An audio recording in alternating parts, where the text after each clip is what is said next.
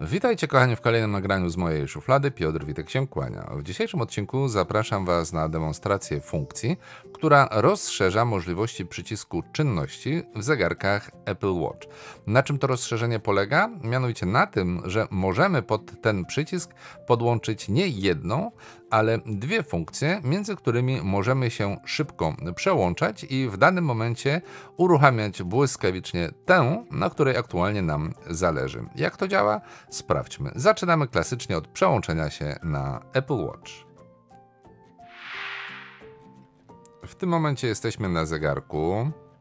Oczywiście jest to zegarek typu Apple Watch Ultra, czyli taki, który posiada przycisk boczny, przycisk czynności.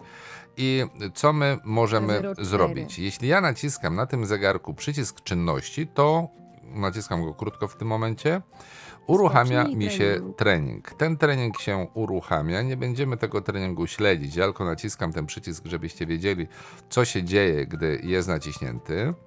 Jeszcze tak, 0 kilokalorii, nie będziemy śledzić tego regulacja, treningu, więc ja go zatrzymam. Koniec treningu. trening, I nagłówek, co robimy, żeby wywołać inną czynność na przycisku czynności? Otóż naciskamy ten przycisk i przytrzymujemy go krótko, co ja teraz robię. Nacisnąłem go, przytrzymałem go krótko, bo długie przytrzymanie wywoła taką samą reakcję jak przyciśnięcie przycisku menu pod koronką, więc naciskamy, przytrzymujemy krótko i teraz patrzymy na ekranie, co mamy dostępne. Pierwsza pozycja, trening. Punkt trasy. Druga to punkt trasy. Gdy ja wybiorę sobie teraz ten punkt trasy, stuknę 2 razy na to palcem, 12:05. zamyka się to, nazwijmy to podręczne menu i w tym momencie, gdy nacisnę przycisk boczny, w sensie ten przycisk czynności, naciskam go, to nie uruchamia mi się trening, Utwórz. tylko uruchamia mi się możliwość tworzenia punktu trasy. Jest to niezwykle wygodna rzecz. Zaznaczone. Potwierdź. Oczywiście też go w tym momencie nie tworzę, więc daję anuluj. Informacje z kompasu. I w ten oto sposób mogę przełączać sobie bardzo szybko funkcje na przycisku czynności, które szybko wywołuję. Ponownie naciskam, przytrzymuję krótko przycisk czynności. Otwiera mi się to menu. Zaznaczone. Anuluj. Zwróćcie uwagę. Zaznaczone. 28.0. Anuluj. 28. Za krótko nacisnąłem. Jeszcze raz. W takim razie naciskam, przytrzymuję. Dobra. I teraz skonfiguruj przycisk czynności i mogę sobie wybrać ponownie.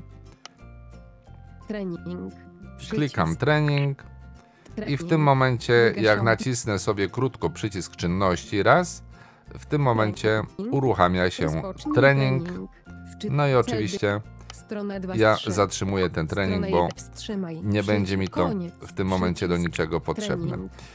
Wiemy już, jak wywoływać szybkie czynności, jak je szybko przełączać. To teraz gdzie te ustawienia się znajdują? No oczywiście, jak sama nazwa wskazuje, w ustawieniach. Więc ja w tym momencie naciskam koronkę, aby przejść na listę aplikacji. Wybieram ustawienia. Wczytuję. Witek Piotr. Dobra.